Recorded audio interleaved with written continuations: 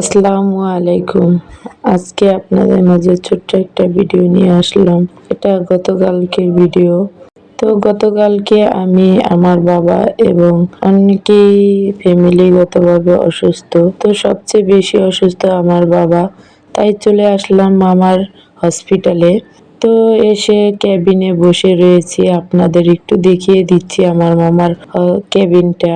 এখানে এই কেবিনে আমার মামা বসে, কেউ প্রবেশ করতে পারে না তার অনুমতি ছাড়া। তো আমাকে এখানে বসিয়ে রেখে সে একটা মিটিংয়ে চলে গিয়েছে।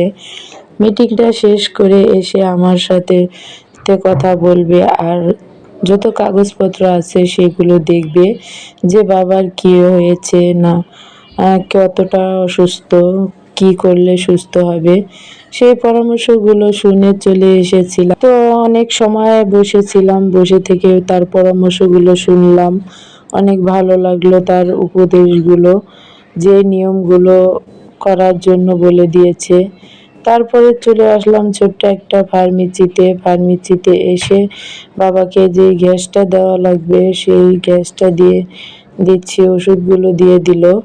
তারপরে এই গ্যাস দেওয়ার সময় একটু ভিডিও করলাম আপনাদের দেখানোর জন্য। অনেকটাই অসুস্থ, সেই অসুস্থ নিয়েই এগুলো করতেছি, বাবার পিছনে দৌড়াদৌড়ি করতেছি। আমার বোন মারা গেল, সেই কষ্ট, নিজেদের অসুস্থতা, সব মিলিয়ে পেরে উঠতে অনেকটাই দুঃখজনক হয়ে উঠতেছে, অনেকটাই কষ্ট হচ্ছে।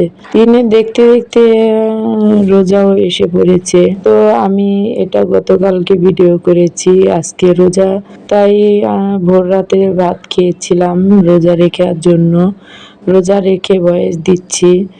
আলহামদুলিল্লাহ রোজাটা রাখার চেষ্টা করতেছি অসুস্থতার মাঝেও।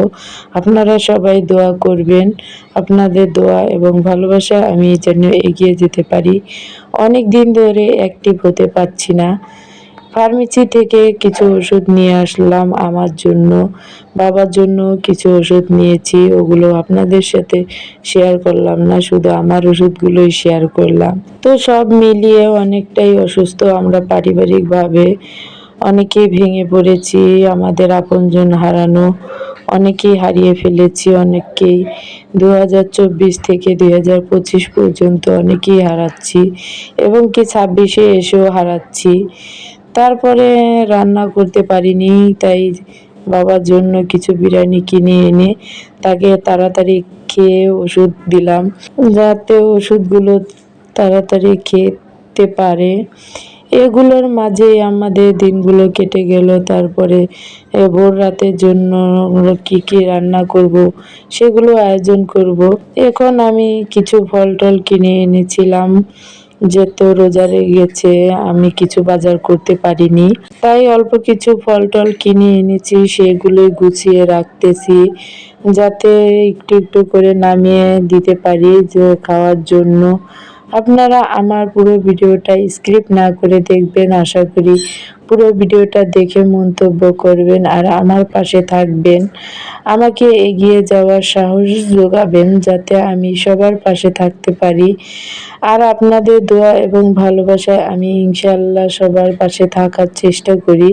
সবাইকে ডাক্তার আর দেখানো এবং সব দায়িত্ব হিসেবে আমার, ও যেহেতু আর আব্বু বাহিরে থাকে, তো আমার দেশে থেকে এগুলো দায়িত্ব পালন করতে হয়।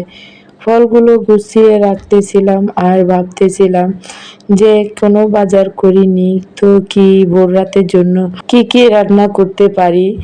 যখনই ভাবতেছিলাম তখন হঠাৎ করে মনে পড়লো হসপিটাল থেকে আসার সময় কিছু খাসির মাথা বিক্রি করতেছিল, ওখান থেকে একটা খাসির মাথা কিনে এনেছিলাম।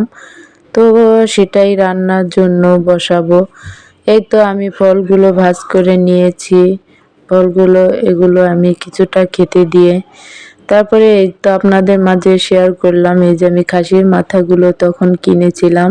ভালো রান্না করব, তারপরে ভোর রাতে খাওয়া দাওয়া করব। আজকের ভিডিওটা এই পর্যন্তই আপনাদের সাথে শেয়ার করলাম। ভিডিওটা ভালো লাগলে অবশ্যই লাইক কমেন্ট শেয়ার করে পাশে থাকবেন। আর পাশে থাকা বেল আইকন বাজিয়ে দেবেন। পরবর্তী ভিডিও আপনাদের মাঝে অবশ্যই চলে যাবে। অনেক দিন যাবৎ ভিডিওতে অ্যাক্টিভ হতে পারিনি, সেজন্য দুঃখিত। আপনারা নিয়মিত আমার ভিডিওগুলো দেখবেন আর আমাকে উৎসাহ দেবেন যাতে আমি সুস্থভাবে আপনাদের সাথে অ্যাক্টিভ থাকতে পারি। আজকের ভিডিওটা এই পর্যন্তই। আল্লাহ হাফেজ, সবাই ভালো থাকবেন।